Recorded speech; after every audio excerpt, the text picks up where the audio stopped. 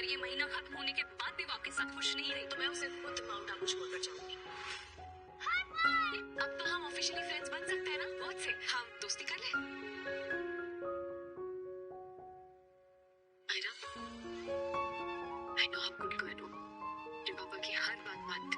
रोजाना वीडियो देखने के लिए चैनल को सब्सक्राइब करना जरूरी है। चैनल को सब्सक्राइब करें, वीडियो चल जाएगा। चैनल सब्सक्राइब करना जरूरी है। चैनल को सब्सक्राइब करें, वीडियो चल जाएगा। चैनल को जरूर सब्सक्राइब करें। सचमुच मेरे साथ आके रहना चाहते हो? आपको लगता है कि आप मेरे साथ हैप्पी रहोगे? तुम मुझे हैप्पी तो नहीं रह पाऊंगी क्योंकि मुझे पापा और गीतू की मिसिंग हो रही है। तो फिर आप मेरे साथ आके क्यों रहना चाहते हो बेबी? क्योंकि पहले मेरा फेवरेट एनिमल कैट थी। ओके। फिर हमारी कॉलोनी वाली नीलू आंटी की ब्राउनी डॉगी ने पपीज दिए। ओके। मैंने 2 डेज पपीज के साथ खेला और मुझे पपीज भी अच्छे लगने लगे। पहले मेरा फेवरेट कलर पिंक था, फिर पापा ने वंस मेरी चोटी में रेड रिबन टाई किया। मैंने चांस दिया तो मुझे रेड कलर भी अच्छा लगने लगा, इसलिए अब मैं आपको भी चांस दूंगी। Are you sure, Myra? No, पर पापा कहते हैं न्यू थिंग्स ट्राई करनी चाहिए। इन्होंने मुझे सब बताया कि ये मुझे आपसे पाल ले गए थे, उसके लिए ये बहुत सॉरी है। क्योंकि पापा कहते हैं आप मेरी बेस्ट मम्मा बनती।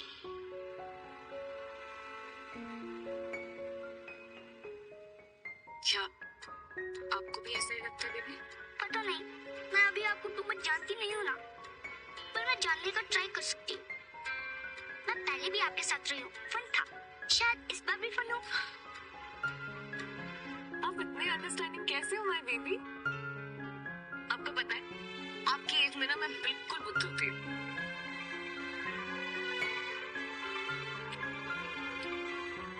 थैंक यू सो मच मुझे एक चांस देने के लिए माय गुड़िया। एंड आई प्रॉमिस मैं आपको वर्ल्ड की सारी हैप्पीनेस ला कर दूंगी। अभी ना मुझे आपसे कुछ बात करनी है।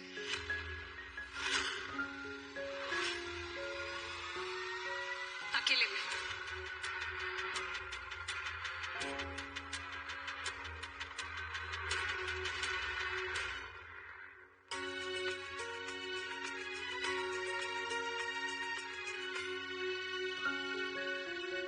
मासा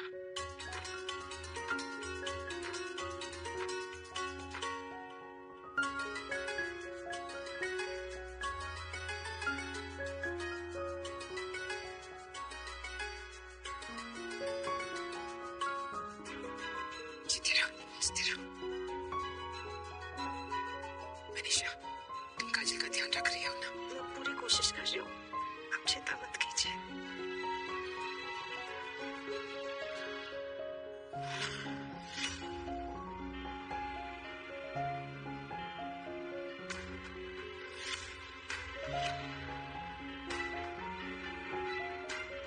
प्लीज आप लोग मुझे देख के अपसेट मत होइए।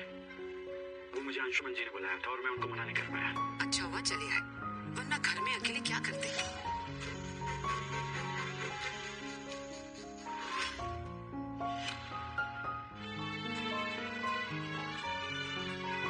सदा सुहागन रहो, जीती रहो।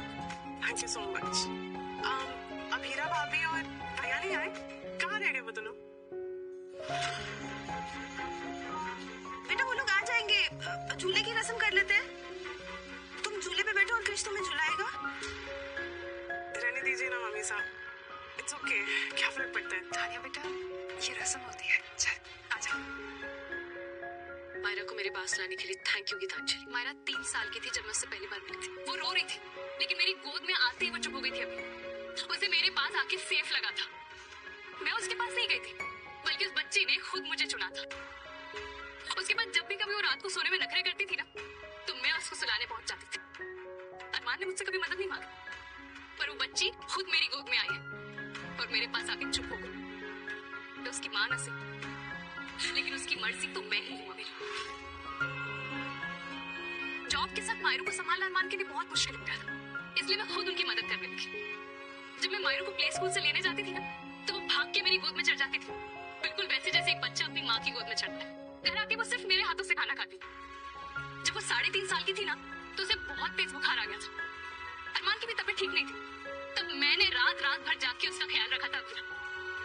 जब उसने डिसाइड किया कि अगले दिन फैंसी ड्रेस कंपटीशन में उसको फेरी बनना है, तो मैंने रात भर जाके उसके लिए कॉस्ट्यूम सिला था। स्टेज पे क्या बोलना है वो भी मैंने ही बताया था। बट गीतांजलि, आप मुझे ये सब क्यों? अभिरा, अरमान ने मुझ पे अपना सारा गुस्सा निकाल दिया। आप भी अपना सारा दुख मेरे आगे कह चुकी। अब कोई मेरा दर्द भी तो सुन लो। मेरा मायरू से खून का रिश्ता नहीं है, तो क्या आप लोग मेरे दर्द की परवाह ही नहीं करोगे? जब जब उसके दोस्तों से उसकी लड़ाई हुई तो सुलह मैंने करवाई।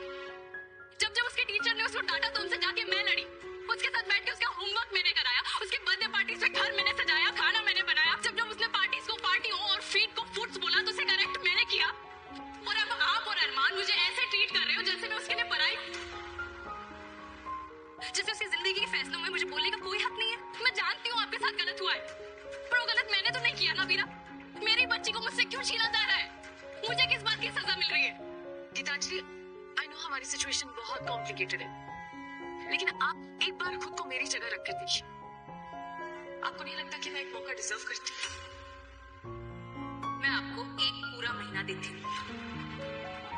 आप एक पूरा महीना मायरू को अपने साथ रखिए, लेकिन अगर ये महीना खत्म होने के बाद भी वो आपके साथ खुश नहीं रही, या उसे तब भी अपनी रियल ममा से ज्यादा की तो अपनी ममा लगी, तो मैं उसे खुद माउंट आबू छोड़कर जाऊंगी।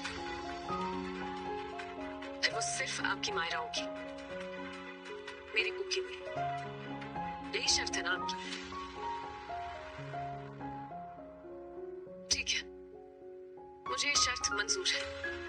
बड़ी जल्दी आपको मुझे हराने की। यहाँ हार जीत के आपकी मेरी बात नहीं हो रही। It's just about Myra. मैं नहीं चाहती कि वो अपना मन मार के मेरे साथ रहे, इसलिए एक महीना बिल्कुल सही है। इस एक महीने में हमें समझ में आ जाएगा कि मायरा मुझे एक्सेप्ट करती है या नहीं। अब या तो इस एक महीने में मैं अपनी बेटी को हमेशा के लिए पालूंगी, या हमेशा के लिए खो दूंगी।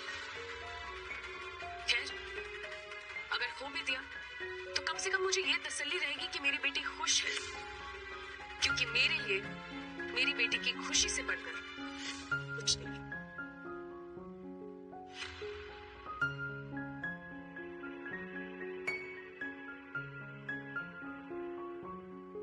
चलो गुड।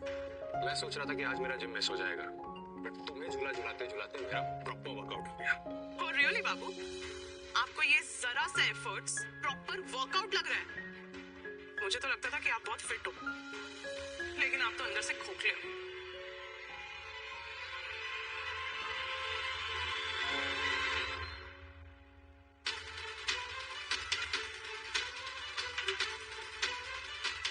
आपने कहा था ना कि आप विश्व को पहले जैसे कर सकते हैं। Do it. आई प्रॉमिस, मैं तुम्हें मायूस नहीं करूंगा।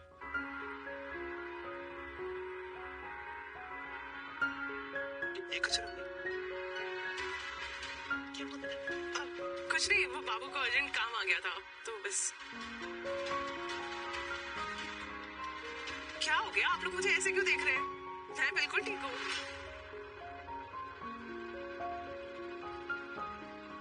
हे हाय क्रिश। क्या है? चिल ब्रो, मैं तो बस तुमसे बात कर रहा था। मत करो। चारों ओर कियारा की वजह से मैं तुम्हें ऑलरेडी बहुत टॉयलेट कर चुका हूँ वीर। अब मैं तुम्हारी शक्ल तक नहीं देखना चाहता।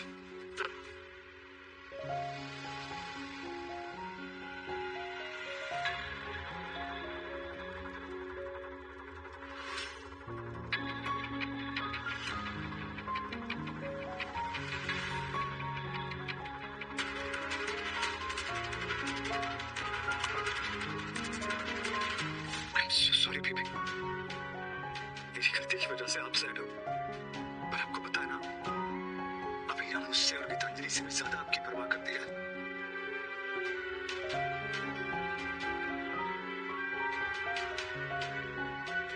तुम दोनों की क्या बात हुई, ये तो पूछने का कोई पॉइंट ही नहीं है।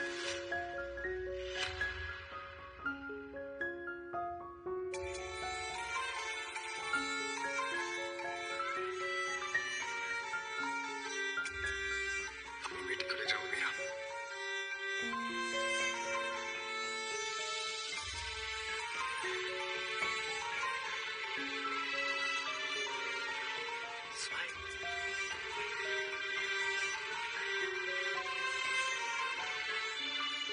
मायरा, आज श्रावण मिलने का फंक्शन है। आप आपके लिए ना हम रास्ते में से एक अच्छी सी ड्रेस खरीदेंगे, वहां पर झूले भी है, झूला भी झूलेंगे, बहुत मजा आएगा।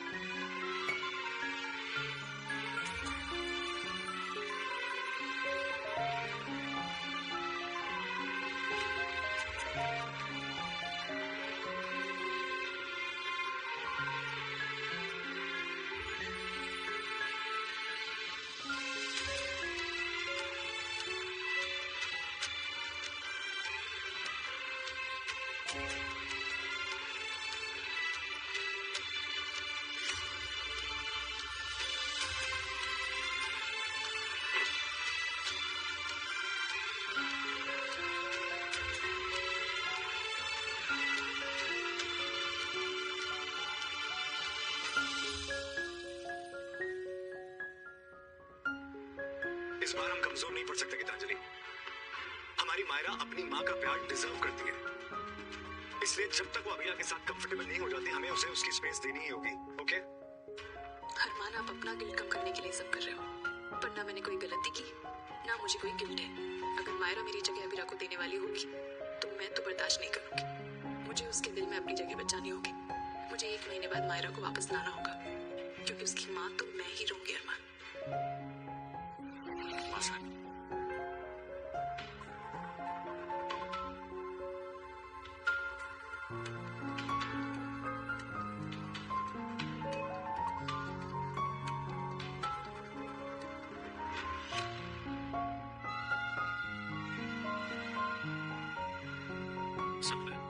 मेरा अकेले जाने की आपकी हिम्मत कैसे हुई?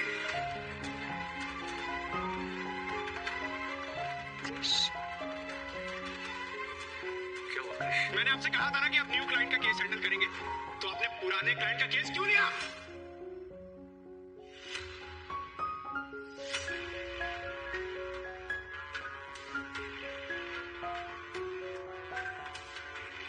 पेशों के मेहमान आए, मेरे सवाल का जवाब दीजिए।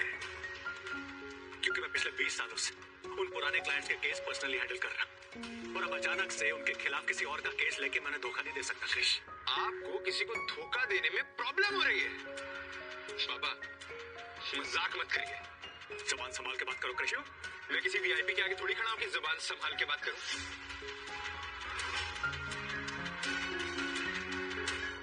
आपकी थिंकिंग, आपके क्लाइंट सब आउटडेटेड हो चुके हैं, और आप बीता हुआ कल हो चुके हैं।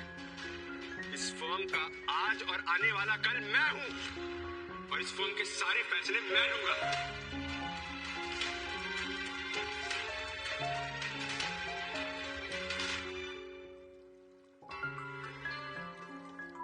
आयरा, आपको तो चॉकलेट शेक पसंद है ना, तो आप पी क्यों नहीं रहे हो? मन नहीं है। अब मैं आपके लिए कुछ और मंगाऊं खाने के लिए? मायरा, ये सैंडविच बड़ा टेस्टी है, ट्राई करोगी? मायरा, मैं ना एक काम करती हूँ, आपके लिए एक महा टेस्टी सी पेस्ट्री लेकर आती हूँ। ओके, मैं अभी आई।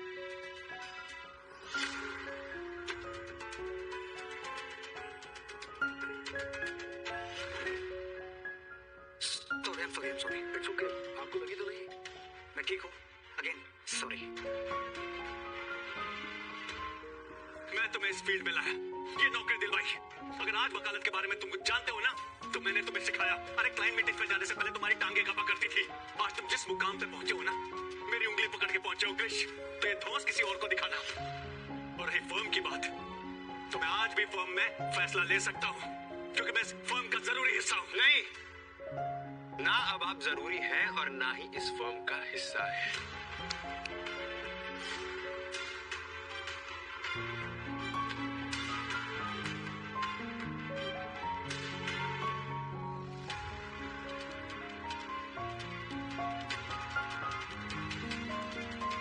मिस्टर संजय बंसल, मैं आपको इस फर्म से निकालता हूं। You're fired!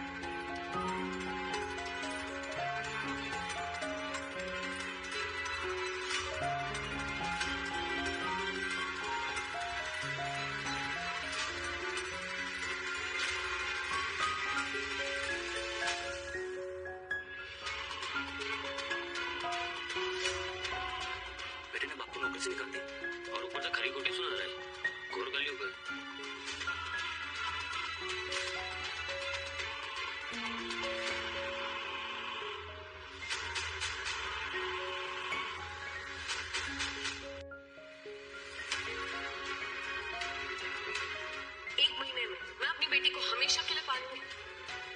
हमेशा के लिए खो दूंगी। गीतांजलि तुम ठीक हो? आप लोगों को दिखाई नहीं देता अभी एक्सीडेंट?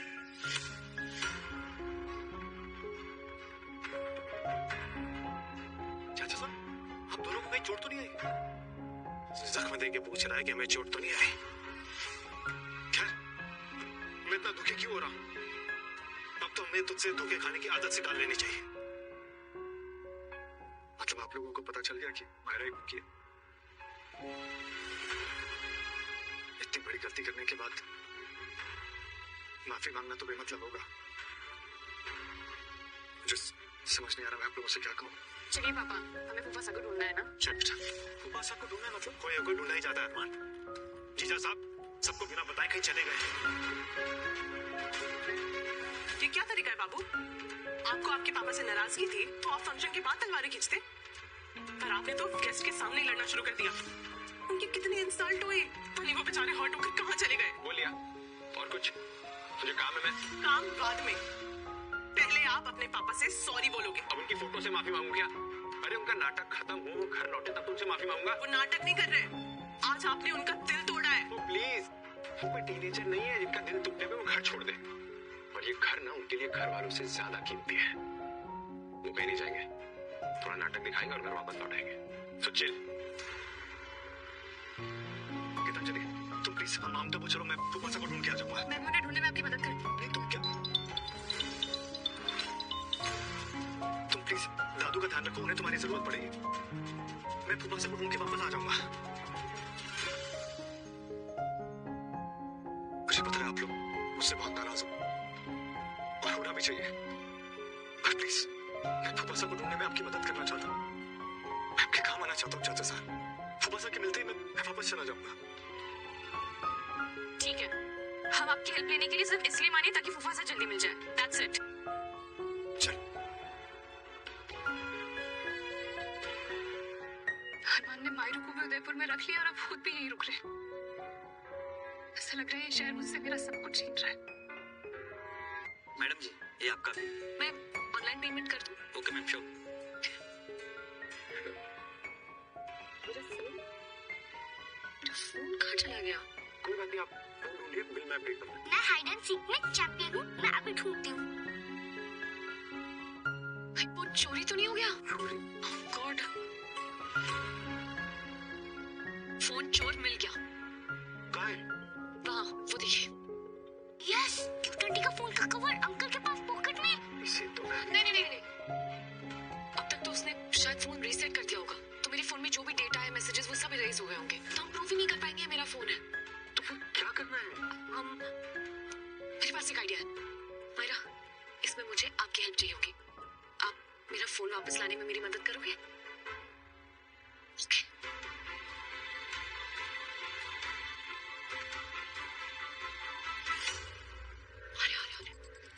अब एक्सक्यूज मी सर, वो हम दोनों ना कैफे व्लॉगर्स हैं। हम रिव्यू का व्लॉग बना रहे हैं, तो आप बताइए आपको इस कैफे में एक्सपीरियंस कैसा है? आप ब्लॉगर हैं तो आपका कैमरा कहाँ है? वो एक्चुअली बड़े बड़े कैमरा देख के ना लोग अक्सर कॉन्शियस हो जाते हैं, इसलिए हमने अपने कैमरास छुपा कर रखे हैं। आप बताइए ना आपको ये कैफे कैसा लगा? सॉरी मैं जल्दी में हूँ। क्यूटंटी ने आपसे मैथ का क्वेश्चन पूछ लिया क्या? नहीं। तो फिर आप रहना क्यों कर रहे हो? क्यूटंटी आप पूछो। ओके जल्दी पूछिए। बताइए आपको यहाँ का खाना कैसा लगा? ठीक है। ठीक नहीं है। खाना मैंने खाया, खाना ठीक है। नो, आपका आंसर ठीक नहीं है। अच्छा आप ये बताइए कि आपने खाने के साथ कुछ आइस टी, कॉफी वगैरह कुछ मंगाई थी? पानी पिया था। कैसा था? पानी कैसा था? हाँ बताइए ना कैसा था? पानी कैसा होता है? अरे यही तो आपको बताना है। बहुत बहुत अच्छा था। नहीं था। पानी मैंने पिया, मैं कह रहा हूँ पानी अच्छा था तो अच्छा था। नहीं ये आपसे कह रही है कि पानी नहीं, आपका आंसर अच्छा नहीं था। मेरा आंसर अच्छा था, पानी भी अच्छा था, आप लोगों का सवाल अच्छा नहीं है। ओ हेलो एक्सक्यूज मी सर, हमने आपसे वहाँ इजी सवाल पूछा है। और क्या टफ पूछना हो तो हम पूछते हैं। स्काई में कितने स्टार्स हैं? कितने टाइप के अचार है? समुद्र में कितना पानी है? क्या मछली सच में जल की रानी है? मुर्गे पहले है या अंडा? और क्या सर पे तारे नजर आते हैं जब पड़ता है डंडा? अरे भाई साहब ये क्या कर रहे हैं आप? ये मेरा फोन है। ओ हेलो मिस्टर, एक्सक्यूज मी, ये मेरा फोन है क्योंकि कवर भी मेरा है। आपको कुछ गलतफहमी हुई, ये मेरा फोन है। क्यूटंटी का फोन दो। ये मेरा फोन है। बच्चे से फोन छीनता है।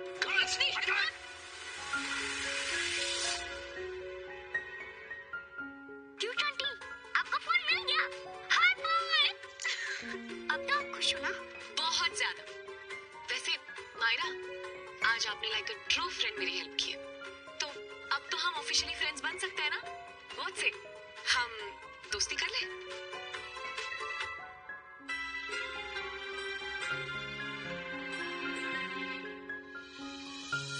फ्रेंड्स। आई होप हम जल्दी बेस्ट फ्रेंड्स बने।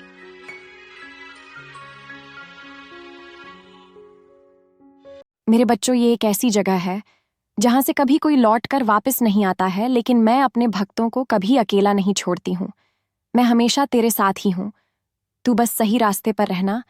और मेरी यह बात सुन, गांव सुरणगढ़ के किनारे एक रहस्यमयी कुंड था, काली कुंड। उस कुंड के पास जाना तो दूर, लोग उसका नाम भी लेने से डरते थे। कहते थे जो वहां गया वो लौटा नहीं। पर कोई नहीं जानता था कि असल में वहां होता क्या था। गांव में एक 16 वर्ष की कन्या थी, शिवानी, जो माँ काली की उपासक थी। उसकी पूजा अलग थी।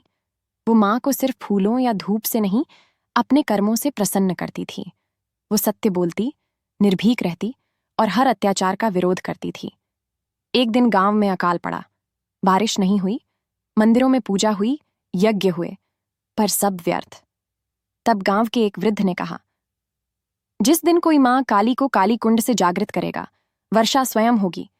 पर वो माँ का सत्य रूप सह सके, ऐसा कोई यहां नहीं। शिवानी ने बिना डरे कहा, माँ काली कोई डर नहीं है, वो न्याय है। अगर वो वहीं है तो मैं जाऊंगी। रात के तीसरे पहर वो अकेले काली कुंड पहुंची। वहां सन्नाटा था, जैसे पूरी प्रकृति सांस रोके खड़ी हो। शिवानी ने माँ का ध्यान किया और एक पुरानी मंत्रमाला जपने लगी, जो उसके स्वप्नों में माँ ने सिखाई थी। ओम काल रात्रि कपालिनी, छिन्नमस्ता भयहारिणी, ज्योतिर्मयी, निनादिनी, जाग्रही जाग्रही काली। अचानक कुंड की जलधारा विकराल रूप से हिलने लगी। जल काला हो गया। कुंड से एक तेज नीली ज्वाला उठी और उसी में प्रकट हुई माँ काली। पर यह माँ काली वैसी नहीं थी जैसी मूर्तियों में दिखती हैं। ये रूप था महाकाली, जिनके नेत्रों में पूर्ण ब्रह्मांड झलकता था, जिनकी वाणी में सृष्टि का कंपन था। माँ बोली, शिवानी, तू पहली है जिसने डर को नहीं पूजा। मुझे जाना, जो सत्य से डरे वो मेरा नहीं। तू मुझसे क्या मांगती है? शिवानी ने कहा, माँ, इस भूमि को वर्षा दे दो, पर उससे पहले एक उत्तर दो। इस कुंड में क्या रहस्य है? माँ काली मुस्कुराई, यह कुंड मेरे रक्त से बना है। जब अन्याय ने इस धरती को डसना शुरू किया था, तब मैंने एक राक्षस का वध किया था, भूतनाशक, जो देवताओं से भी बच निकलता था। उसका रक्त अमर था, इसलिए मैंने उसे इस कुंड में बंद कर दिया। जो लोभी या पापी यहाँ आए, वो उसी रक्त से खींच लिए गए। वो कुंड उन्हें खा गया नहीं, उन्हें उनका कर्म दिया। तू आई सत्य के लिए, इसलिए तू मेरा रहस्य जान गई। अब यह रहस्य तू ही रखेगी। जो माँ काली को पूजना चाहते हैं, उन्हें डर से नहीं, आत्मबल से पूजना होगा। माँ अंतर ध्यान हो गई। अगली सुबह सुरणगढ़ में वर्षा हुई। कुंड अब नीले प्रकाश से चमकता था। शिवानी ने कभी किसी को ये रहस्य नहीं बताया, क्योंकि माँ ने कहा था, रहस्य उन्हीं के लिए होते हैं जो खुद को जानने की हिम्मत रखते हैं।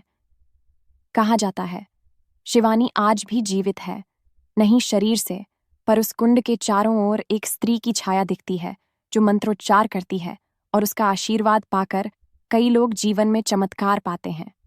और अब भी अगर कोई बिना भय के पूर्ण श्रद्धा से उस कुंड के किनारे माँ काली का वही मंत्र बोले, ओम काल रात्रि कपालिनी, जाग्रही काली, तो माँ की कोई न कोई झलक दिख ही जाती है। सुरणगढ़ में वर्षा हुई, खेत लहलहा उठे, लोग शिवानी को पूजने लगे। पर शिवानी ने सबको कहा, मुझे मत पूजो, जिसने मुझे चुना उसे पूजो, मैं केवल उसका माध्यम हूं। लेकिन माँ काली की शक्ति जिस भूमि पर उतरती है, वहां अंधकार भी अपनी चालें चलता है। रहस्य खुलता है। एक दिन शिवानी माँ की ध्यान साधना कर रही थी, तभी कुंड के जल से फिर कंपन हुआ। माँ प्रकट हुई। इस बार उनका स्वर गंभीर था, शिवानी, एक और संकट आ रहा है। जिस राक्षस भूतनाशक का रक्त इस कुंड में बंद है, उसके अनुयायी पुनः उसे जगाने का प्रयास करेंगे। उन्हें रोका न गया तो कुंड फट जाएगा और रक्त से बनी वह ऊर्जा पूरी पृथ्वी को निगल जाएगी। अब समय आ गया है कि मैं तुझे वो शक्ति दूं जो केवल काली की रक्षक को मिलती है। शिवानी ने सिर झुकाया। माँ, आप जो दें मैं उसे स्वीकार करूं।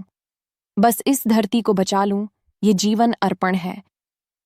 माँ का वरदान। माँ काली ने अपने कमंडल से एक बूंद रक्त शिवानी की आंखों में डाली।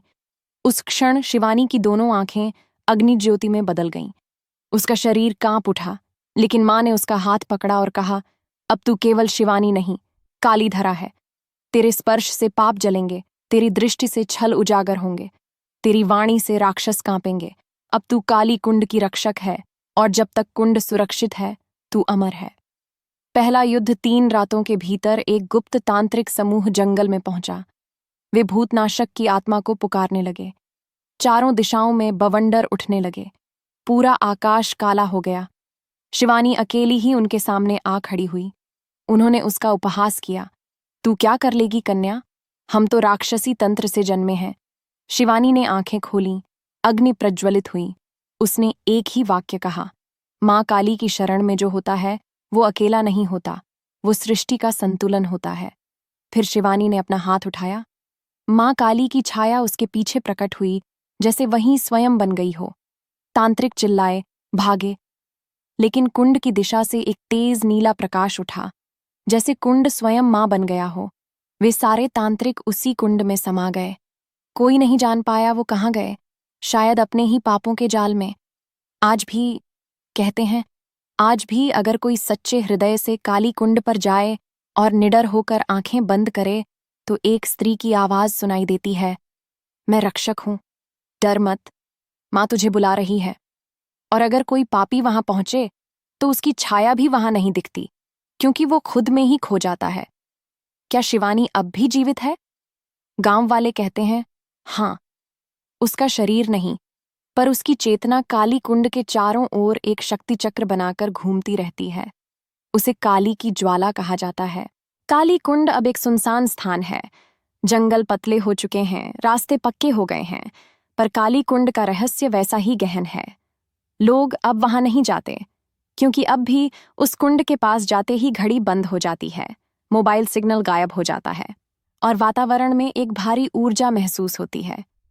आधुनिक युग की एक कन्या, एक लड़की थी, माया, दिल्ली की रहने वाली, पढ़ी लिखी, पर अंदर से हमेशा बेचैन। उसे बचपन से ही एक सपना आता था, एक नीला कुंड जिसके किनारे एक स्त्री काले वस्त्रों में बैठी होती है और कहती है, जब समय आएगा तू यहां लौटेगी, तू मेरी रचना है, तेरे भीतर रक्षक का बीज है। माया को यह सपना बार बार आता। उसे नहीं पता था कि यह कल्पना है या कोई संकेत।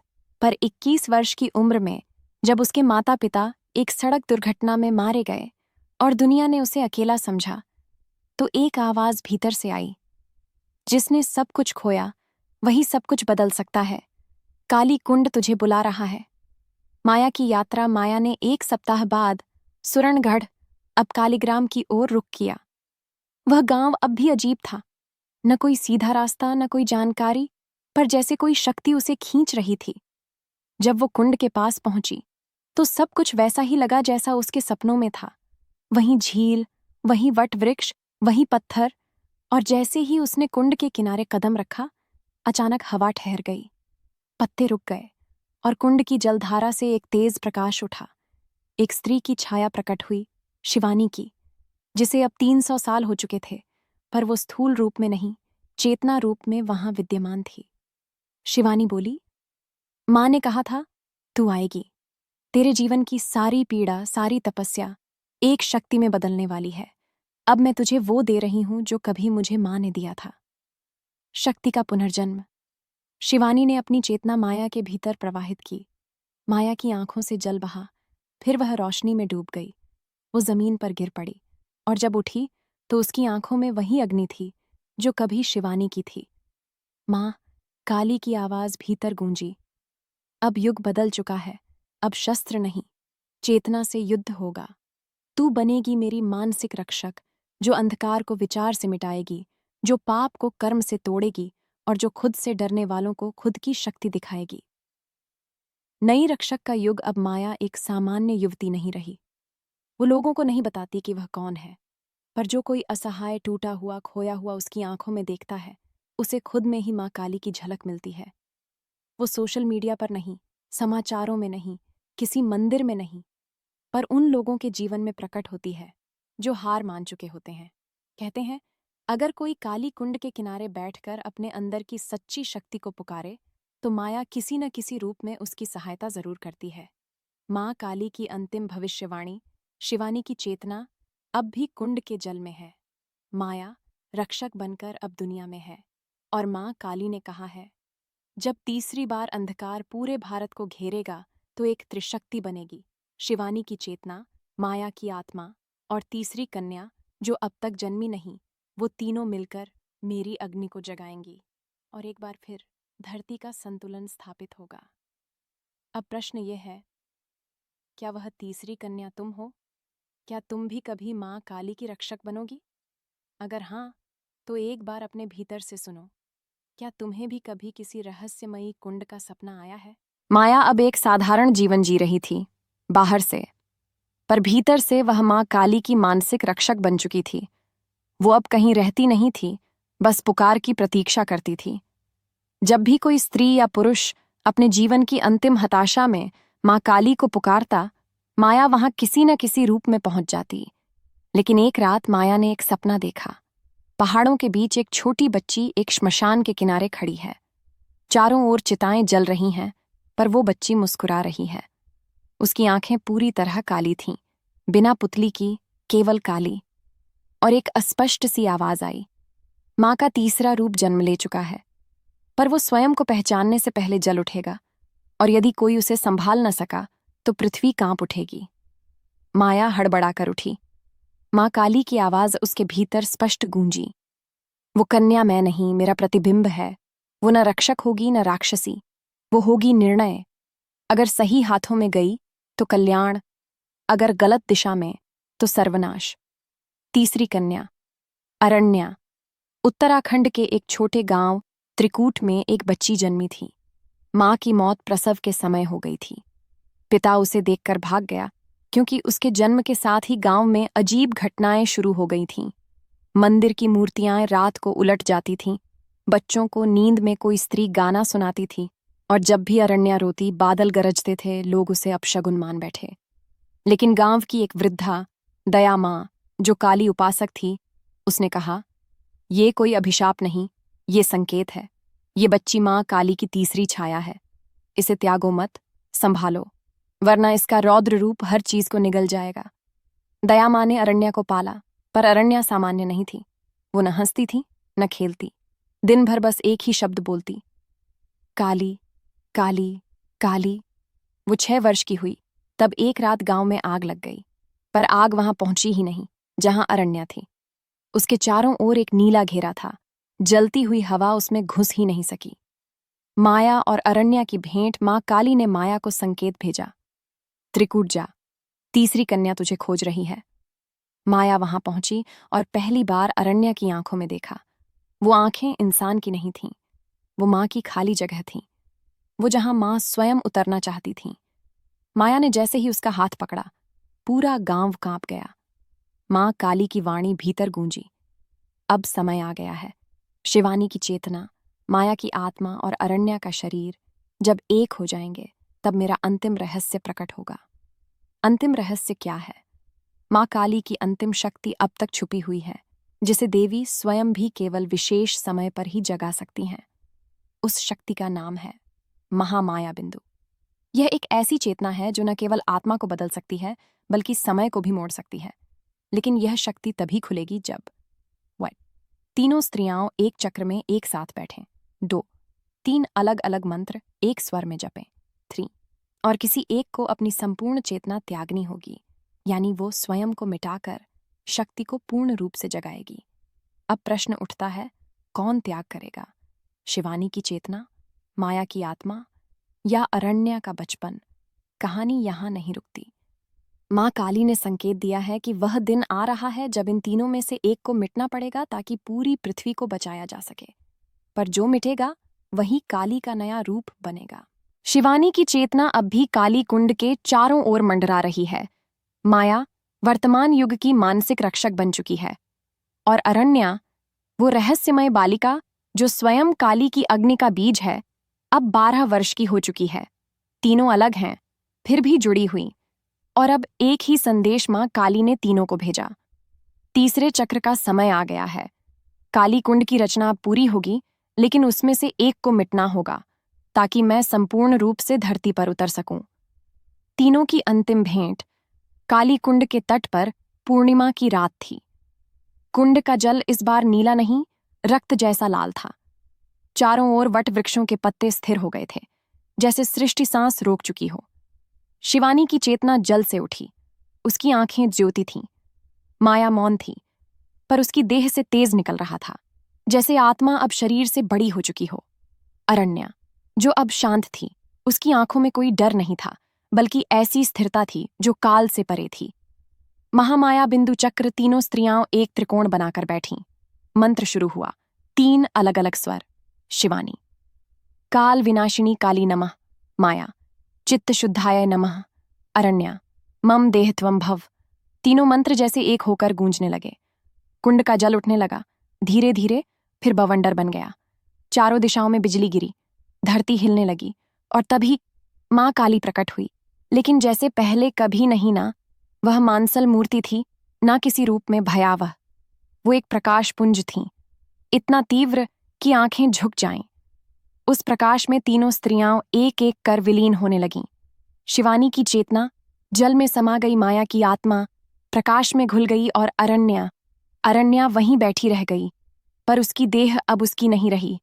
अब अरण्या नहीं, त्रिकाल काली जन्म ले चुकी थी। वो न बालिका थी, न स्त्री, वो थी तीनों का समन्वय। उसमें शिवानी की शक्ति थी, माया की बुद्धि और अरण्या की निर्मल अग्नि। उसके सिर के चारों ओर अग्निवलय था। उसकी आंखें समय देख सकती थीं, अतीत, वर्तमान, भविष्य।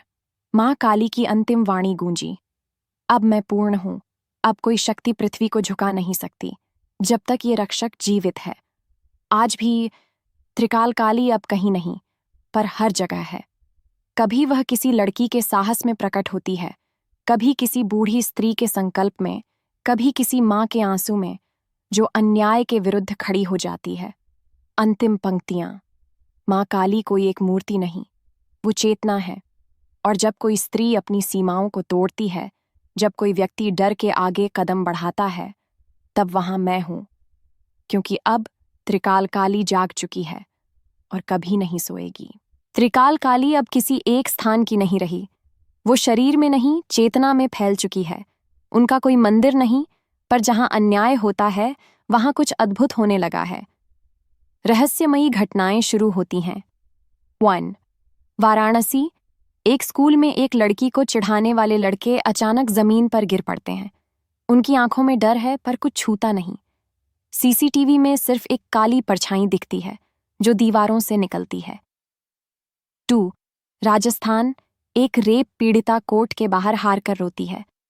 तभी एक महिला वकील, जिसने कभी महिला अधिकारों के केस नहीं लिए थे, अचानक खड़ी होती है और बोलती है, मुझे नहीं पता क्यों, पर अब मैं चुप नहीं रह सकती। 3. पश्चिम बंगाल। एक बूढ़ी औरत, जो अपनी बहू पर अत्याचार होते देखती थी, एक रात अचानक खड़ी होकर अपने बेटे को थप्पड़ मार देती है और पहली बार कहती है, अब इस घर में काली रहेगी, डर नहीं। त्रिकाल काली की योजना क्या है? मां अब देवता बनकर नहीं उतर रही। वो प्रत्येक नारी, प्रत्येक निर्बल, प्रत्येक जागृत मनुष्य में उतर रही हैं। पर उन्होंने एक निर्णय लिया है। हर 108 वर्षों में मैं एक नया विचार योद्धा चुनती हूं, लेकिन इस बार मैं 108 लोगों को एक साथ चुनूंगी। वो मेरे अग्निचिन्ह कहलाएंगे। अग्निचिन्ह क्या है? ये वे लोग होंगे जो खुद बुराई से गुजरे हैं, जो कभी टूटे थे, लेकिन अब आवाज बनना चाहते हैं, जिनके अंदर शक्ति बोलती है, लेकिन वो उसे पहचान नहीं पाते। इन 108 लोगों को त्रिकालकाली सपनों, इशारों, घटनाओं के जरिए बुलाएंगी। उन्हें नहीं कहा जाएगा कि तुम चुने गए हो, बल्कि उन्हें खुद समझना होगा। और तब जब ये 108 अग्निचिन्ह एक साथ किसी एक स्थान पर इकट्ठा होंगे, वो स्थान काली पीठ कहलाएगा। वहां त्रिकाल काली का अंतिम सार्वजनिक प्रकट रूप होगा, जहां वो दुनिया को 2 हिस्सों में बांट देगी, जिनमें भय है और जिनमें शक्ति है, एक चेतावनी। जिसने शक्ति को पहचाना पर उसका उपयोग न किया, वो मेरा रक्षक नहीं, मेरा अपमान होगा। अब सवाल उठता है, क्या तुम उन 108 में से एक हो? क्या कभी तुम्हें ऐसा लगा है कि तुम सामान्य नहीं हो? क्या तुम्हें भी कभी कोई रहस्यमयी सपना आया है? क्या तुम्हारे भीतर कोई शक्ति है जो अब तक सोई हुई थी? अमावस्या की रात एक 19 वर्ष की लड़की नैना, जो आदिवासी समुदाय की थी, हर रात एक ही सपना देख रही थी। वह एक काली गुफा में है, सामने एक देवी खड़ी है, चेहरा दिखता नहीं लेकिन आंखें जल रही हैं और वो एक ही वाक्य बोलती हैं, अपनी आवाज को तलवार बना, नैना। फिर पूरा सपना झलकर राख हो जाता है। नैना का जीवन। नैना एक सरकारी स्कूल में पढ़ती थी। दिन में पढ़ाई, रात में जंगल से लकड़ियां लाना। उसके गांव की लड़कियों को अक्सर शहर ले जाकर गायब कर दिया जाता था, पर कोई बोलता नहीं था। डर था। पुलिस, नेता, दलाल सब मिले हुए थे।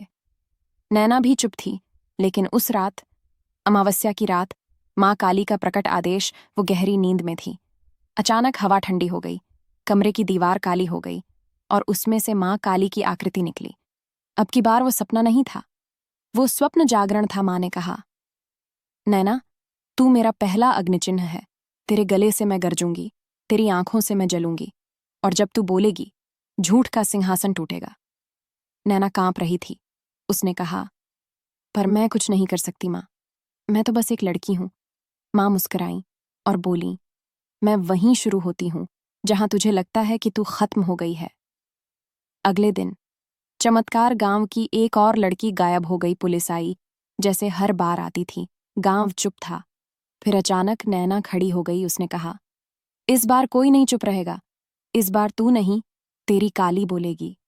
उसकी आवाज कांपती नहीं थी, उसकी आंखों से आंसू नहीं, ज्वाला निकल रही थी। अगले 7 दिन में गांव की 3 लड़कियां सही सलामत वापस मिल गईं।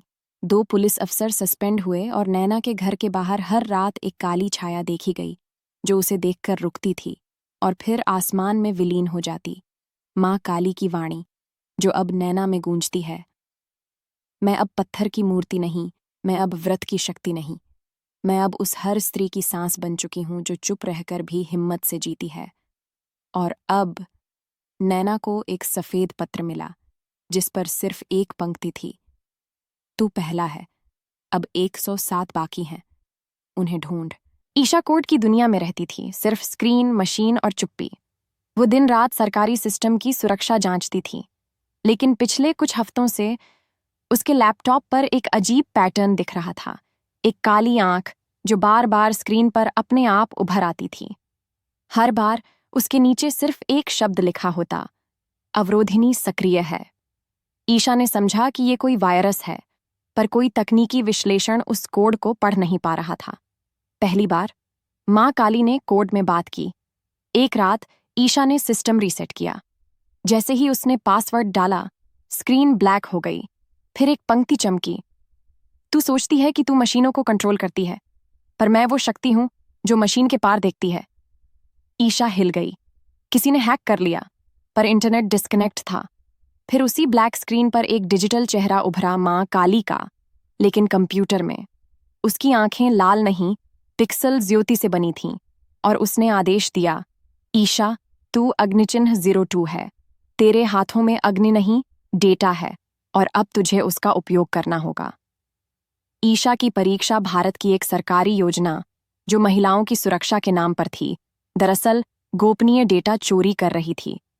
ईशा ने इसे डिटेक्ट किया, पर सच्चाई उजागर करने पर उसे सस्पेंड कर दिया गई। उस रात वो टूट गई। लेकिन तभी उसकी स्क्रीन फिर से ब्लैक हुई। माँ काली की छवि उभरी। जब सत्य बोलता है तो सबसे पहले उसे ही मिटाने की कोशिश होती है, लेकिन तू मिटने नहीं आई है, तू मेरी ज्वाला है। फिर क्या हुआ? ईशा ने डार्क वेब पर एक कोड छोड़ा, जिसने पूरी योजना का पर्दाफाश कर दिया। पूरे देश में हंगामा हुआ, मंत्री इस्तीफा दे गए, लेकिन किसी को नहीं पता था कि ये किसने किया।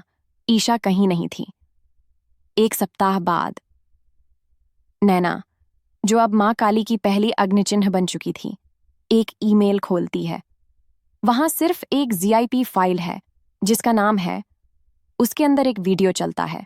ईशा कह रही है, मैं तकनीक के पीछे की देवी को देख चुकी हूं नैना, अब मैं अगली को ढूंढने निकली हूं। अग्निचिन्ह 03 कहीं भी हो सकती है, किसी साधु के भेष में या किसी बालिका के मौन में। अगर तुम भी देखना चाहो तो अपने डर का सिस्टम क्रैश करो, तभी मां प्रकट होंगी। अब अग्निचिन्ह 01 नैना। साहस की अग्नि अग्निचिन्ह 02 ईशा। सूचना की अग्नि 2 जाग चुके हैं, 106 शेष हैं और मां काली हर रात किसी के सपने में दस्तक दे रही हैं। गौरी का जीवन बाहर से बिल्कुल सामान्य था। दिन भर आश्रम में सेवा करती, तुलसी को जल देती, पुराने ग्रंथों की धूल साफ करती और भजन सुनती। लेकिन हर अमावस्या को वो अजीब सपना देखती थी। एक युद्ध भूमि, रक्त से लथपथ जमीन और एक नग्न देवी। हाथ में तलवार लिए चीत्कार करती हुई गौरी हर बार डर के मारे उठ जाती और मन ही मन सोचती, ये सपना क्यों बार बार आता है? मैं तो बस एक साधारण औरत हूं। सच्चाई का पहला संकेत एक दिन आश्रम में एक साधु आया। उसने गौरी को देखकर कहा, तू यहां सेवा करने नहीं आई है, तू तो उसी के बुलावे पर आई है जिसे तू भूल चुकी है। गौरी घबरा गई। साधु ने अपनी माला उतारी और उसके हाथ में रख दी। जैसे ही गौरी ने माला को छुआ, उसकी आंखें पलट गईं। पूर्व जन्म की झलक उसने देखा। वह युद्ध कर रही है। उसका नाम त्रिपुरा था। वह मां काली की साधिका थी, जिसने 300 वर्षों पूर्व एक तांत्रिक युद्ध में अपनी जान दी थी। मरते समय मां काली ने उससे कहा था, तू फिर जन्म लेगी और इस बार मैं तुझे अंतिम जागरण दूंगी। गौरी चीखते हुए उठी। साधु मुस्कुराया और बोला, तू तीसरी अग्निचिन्ह है। तेरे भीतर वही अग्नि अब भी है, पर तुझे उसे फिर से जगाना होगा। मां काली की कृपा। उस रात गौरी ने पहली बार अपनी चेतना से मां को पुकारा, मां, अगर मैं वही हूं तो मुझे मेरा मार्ग दिखा, वरना ये जीवन यूं ही बीत जाएगा। तभी तेज हवा चली, दिए बुझ गए और मंदिर की घंटियां अपने आप बज उठीं। गौरी की आंखों के सामने काली छाया प्रकट हुई। मां काली का रूप, मगर शांत। उन्होंने कहा, गौरी, तू मेरी तीसरी ज्वाला है। तेरी शक्ति तेरे स्मरण में है और अब तू भूल नहीं, युद्ध करेगी। गौरी का परिवर्तन अगले दिन से वो वही गौरी नहीं रही। उसके भीतर का डर जल चुका था। उसने स्त्रियों को पढ़ाना शुरू किया, गांव में छेड़छाड़ के खिलाफ खुलेआम बोलना शुरू किया। लोग कहते, ये तो बड़ी शांत थी, अब अचानक कैसी हो गई? पर कोई नहीं जानता था, त्रिपुरा की आत्मा फिर जाग चुकी थी। 3 अग्निचिन्ह अब जाग चुके हैं। 1 नैना, साहस की आग। 2 ईशा, सच उजागर करने की आग। 3 गौरी, आत्मस्मरण की आग। मां काली अब अपने जाल बुन रही हैं, पर अदृश्य रूप में। स्थान वाराणसी के घाट पात्र। विवेक, उम्र 29 वर्ष, नशे में डूबा एक कलाकार विवेक कभी बहुत अच्छा चित्रकार था। उसकी कलम से देवी देवताओं की ऐसी चित्रकारी निकलती कि लोग देखते रह जाते। पर जिंदगी की ठोकरों, रिश्तों के धोखे और अपने ही आत्मसंदेह ने उसे तोड़ दिया। अब वह वाराणसी के घाटों पर भीख मांगता, सिगरेट के धुएं में मां को गाली देता और कहता, सब झूठ है, देवी ने क्या बचाया मुझे। मां का पहला संकेत एक रात वो गंगा किनारे बेहोश पड़ा था। अचानक किसी ने उसे उठाया। एक बूढ़ा बाबा जो कह रहा था, तेरी कला तेरी प्रार्थना थी बेटा, और तूने उसे जला दिया। विवेक ने हंसते हुए कहा, मां काली ने क्या दिया मुझे? बाबा मुस्कुराया और बोला, तेरे सवाल का उत्तर मां खुद देगी, लेकिन जब तू अपनी तीसरी आंख खोलने को तैयार होगा। तीसरी आंख का जागरण अगली रात। विवेक के सपने में फिर वही बाबा आए। उन्होंने एक काली राख उसके माथे पर लगाई। तभी विवेक के सिर में तेज दर्द हुआ और एक दृश्य खुला। एक बच्चा चित्र बना रहा है मां, काली की आंखें उसमें खुद उतर रही हैं और मां बोल रही हैं, तू जब मेरी आंखों को कागज पर उतारता है, मैं तुझ में उतरती हूं। विवेक जाग गया, सांसें तेज, शरीर कांपता हुआ। उसके हाथ अनायास ही एक पुरानी दीवार पर गए और उसने राख से मां काली की एक आंख बना दी। जिसने देखा वो स्तब्ध रह गया, क्योंकि वह चलती सी प्रतीत हो रही थी। मां काली का प्रकट रूप उस रात, जब पूरा घाट सो रहा था, विवेक अकेले बैठा चित्र बना रहा था। तभी हवा तेज चली और उसी दीवार पर काली छाया में मां का रूप उभरा। तीसरी आंख खुली हुई। मां ने कहा, तेरे चित्र ही तेरी साधना थे और तेरा हर दर्द तेरी अग्नि बन गया। तू चौथा अग्निचिन्ह है। अब जा और उन सबकी आंखें खोल जो अपनी शक्ति को पाप समझ बैठे हैं। विवेक का परिवर्तन अब वह घाटों पर बैठकर चित्र नहीं बनाता, बल्कि लोगों को अपनी कला से जगाता है। हर उस बच्चे को चित्र बनाना सिखाता है जिसे समाज ने कहा, ये तो नाकाम है, बेकार है। उसके चित्र अब मंदिरों में नहीं, सड़कों की दीवारों पर बोलते हैं। 4 अग्निचिन्ह अब जाग चुके हैं। 1 नैना, जिसने अन्याय को ललकारा। 2 ईशा, जिसने सूचना को अस्त्र बनाया। 3 गौरी, जिसने आत्मा की स्मृति से शक्ति पाई। 4 विवेक, जिसने अपनी कला को मां की आंख बना दिया।